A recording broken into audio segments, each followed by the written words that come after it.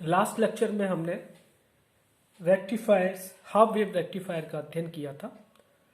Half wave rectifier में केवल एक डायोड प्रयुक्त किया जाता है, जिस कारण इससे सिर्फ वोल्टता के एक अर्ध भाग का ही रेक्टिफिकेशन हो पाता है और दूसरा भाग जो है वो अनरेक्टिफाई रह जाता है। इसीलिए हाफ वेव रेक्टिफायर की एफिशिएंसी काफ़ी कम,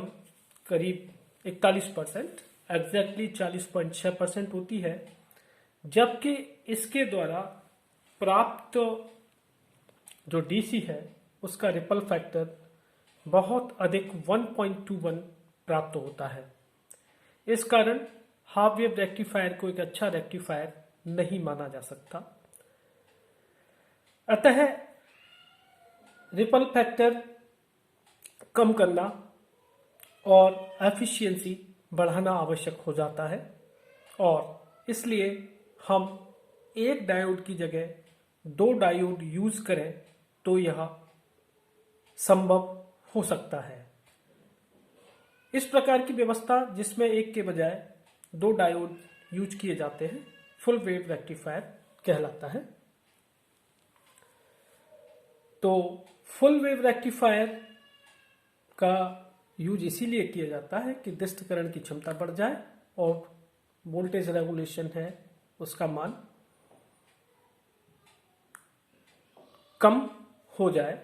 और दो डायोडों का जो संयोजन किया जाता है वह सर्किट इस प्रकार बनाया जाता है। ये ट्रांसफार्मर की प्राइमरी कॉइल्स है, ये सेकेंडरी कॉइल है। इस सेकेंडरी कॉइल के ए पॉइंट से एक डायोड D1 और दूसरा डायोड बी पॉइंट से दूसरा डायोड D2 जोड़ दिया जाता है। इन दोनों डायोड्स D1 और D2 के एन टर्मिनल्स को हम कॉमन कर देते हैं और ये जो ट्रांसफार्मर है ये सेंट्रली टैप्ड ट्रांसफार्मर है, जिसके बीच के बिंदु C व एन टर्मिनल्स के वैनिष्ट बिंदु X के बदले लोड लगा दिया जाता है और इस लोड के अक्रॉस आउटपुट VO प्राप्त होता है। इस व्यवस्था में हम देख रहे हैं कि ये इनपुट पल्स है जो कि प्राइमरी कॉइल को दी हुई है, इस प्रकार ये AC है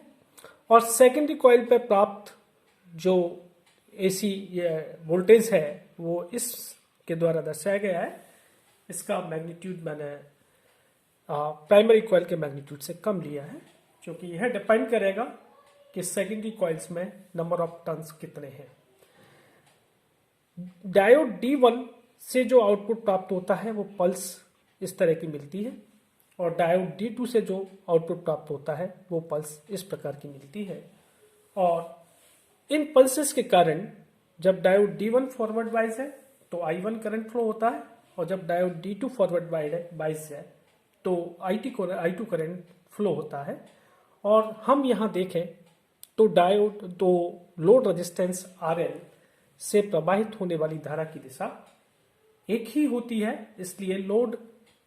रेजिस्टेंस के अक्रॉस प्राप्त होने वाला आउटपुट पल्स इस प्रकार प्राप्त होती है। हमने इसको पूरा यहां डिस्क्राइब कर रखा है कि जब प्रत्यावर्ती वोल्टता के कारण चक्र के आधे समय के लिए जो सेंट्रल टैप पॉइंट है उसको हम रेफरेंस पॉइंट मान लें तो वहां पर शून्य वोल्टता होगी और इस सेंटर पॉइंट के रिस्पेक्ट में बिंदु ए अगर धनात्मक है तो पॉइंट बी ऋणात्मक होगा और इस स्थिति में डायोड D1 फॉरवर्ड वाइज और डायोड D2 रिवर्स वाइज हो जाता है, जिसके फलस्वरूप डायोड D1 से I1 धारा प्रवाहित होती है और शेष आधे चक्र के लिए जैसे मैंने अभी पल्स में बताया था कि बिंदु B धनात्मक और बिंदु A ऋणात्मक हो जाता है, जिससे डायोड D1 रिवर्स वाइज और डायोड D2 फॉरवर्ड वाइज हो जाता है और डायोड D2 से I2 धारा प्रवाहित होती है। हम यहां देख रहे हैं कि जो द्वितीयक कुंडली पर वोल्टता मिल रही है वह वोल्टता आधी है, यानी कि प्रत्येक डायोड पर आरोपित वोल्टता जो है वो कितनी है, बी ओ या B0/2 sign of omega T, क्योंकि हमने ये जो सेकेंडरी कॉइल है उस सेकेंडरी कॉइल को बराबर दो भागों में बांट रखा है, इसलिए C और A पॉइंट के बीच के अक्रॉस वोल्टेज जितना होगा उतना ही C और B पॉइंट के अक्रॉस वोल्टेज होगा, इसलिए हमने Vs dash equal to VO/2 sine of omega T लिखा है और V/2 को Vm sine of omega T मान लिया है। तो प्रत्यावर्ती वोल्टता Vs के पहले आधे चक्र में डायोड D1 और दूसरे आधे चक्र में डायोड D2 से धारा प्रवाहित होती है, और लोड से जो धारा प्रवाहित हो रही है वो पूरे साइकिल के लिए हो रही है। इस प्रकार यह व्यवस्था हमने मान रखी है। और यदि हम मान लें कि डायोड का अग्रवाइसित अवस्था में प्रतिरोध Rf और ट्रांसफार्मर की सेकेंडरी कॉइल जो है उसके आधे भाग का प्रतिरोध Rs है, तो Rf प्लस Rs को R मान लें, तो लोड से प्रवाहित होने वाली धारा प्रथम अर्ध चक्र के लिए t greater than 0 and less than t/2 है, तो I1 equal to Vs dash over RL plus R होगी, जो कि total resistance, load resistance plus secondary coil का रेजिस्टेंस, सेकेंडरी कॉइल के अर्धभाग का रेजिस्टेंस प्लस डायोड का रेजिस्टेंस, ये तीनों रेजिस्टेंस ऐड होके आएंगे। तो I1 अपन को जो मिलेगा वो मिलेगा EM over RL plus R sine of omega T, और इस अर्धचक्र के लिए I2 इक्वल टू 0 होगा, और EM over RL plus R को हम IM लिखते हैं, तो equation 1A IM sine of omega T होगा और I2 इक्वल टू 0 होगा। और जो रिमेनिंग हाफ साइकिल है T is greater than T/2 और लेस देन T के लिए, उसके लिए I1 0 होगा, क्योंकि इस स्थिति में डायोड D1 एक्ट नहीं करेगा, और I2 का मान Vs dash over RL plus R होगा, और यहाँ चूंकि अगले अर्धचक्र के लिए लिया है तो ये minus EM over R plus RL sine of omega T मिलेगा, और I2 equal to minus IM sine of omega T होगा। यदि हम पल्सेटिंग करंट और वोल्टेज का एवरेज मान निकालना चाहें तो IDC इक्वल टू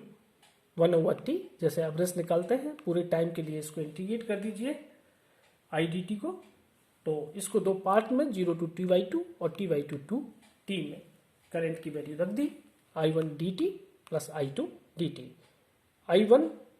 और I2 की वैल्यूज जो हमने अभी ऊपर कैलकुलेट की हैं उन वैल्यूज को रखते हैं तो हमें IDC equal to IM over 2 pi और 2 प्लस 2 ये मिलेगा। इसको सॉल्व करें तो ये मिलेगा IDC equal to 2IM over pi. यहाँ ये ध्यान रखना है कि omega T equal to 2 pi है, और उसको पुट कर दिया है तब ये मान IDC मिल गया है। तो ये पल्सेटिंग करंट है, और लोड से प्रवाहित अगर औसत धारा का मान निकालना चाहें तो इस करंट को आप लोड रेजिस्टेंस से मल्टीप्लाई कर देंगे, तो EDC equal to IDC RL मिलेगा, और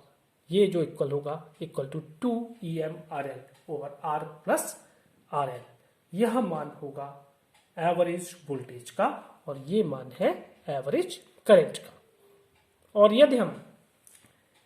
RMS वैल्यू निकालना चाहें करंट की और वोल्टेज की,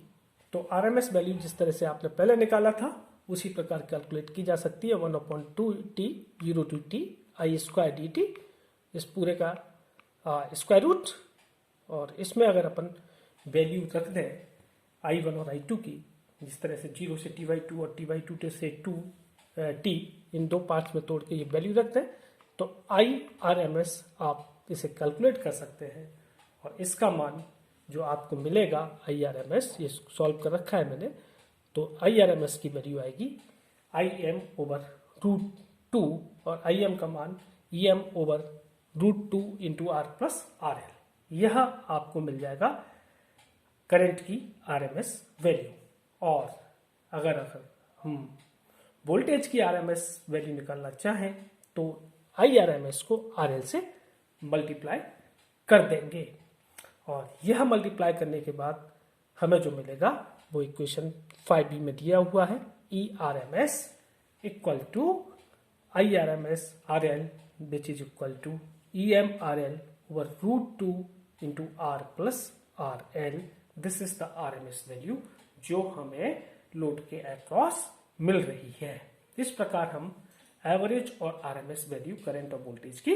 ज्ञात कर सकते हैं। अब इसकी एफिशिएंसी क्या होगी फुल वेव रेक्टिफायर की, तो हम देखें कि एफिशिएंसी निकालना है तो हमें जो आउटपुट में डीसी पावर मिल रही है वो और उसका डिवाइडेड बाय जो इनपुट में एसी पावर हमने दी है उसका मान आपको यहाँ रखना होगा। तो eta equal to PDC over PAC और PDC equal to IDC square RL, P equal to I square R तो आईडीसी स्क्वायर आरएल। आईडीसी की वैल्यू हम पहले कैलकुलेट कर चुके हैं, उसका मान अगर यहाँ रख दें तो PDC equal to 4IM square over pi square RL मिलेगा। और पीएसी एसी पावर में हमें जो इनपुट में दी है उसमें हमें लोड के साथ सेकेंडरी कॉइल का रेजिस्टेंस और डायोड का रेजिस्टेंस भी ऐड करना होगा, तो इसलिए ये IRMS square R into R plus RL होगा। तो this is PAC equal to IRMS square into R plus RL और यहाँ वैल्यू रख दें IRMS की तो हमें मिलेगा IM square by 2 into R plus RL और इन्हें सॉल्व करें PAC PDC ओवर PAC को तो ईटा इक्वल टू आपको मिलेगा 8RL over pi square into R plus RL और इसका मान आएगा 0.812 divided by 1 plus R over RL और परसेंटेज एफिशिएंसी निकालें तो इसको 100 से मल्टीप्लाई कर देंगे तो 81.2 ओवर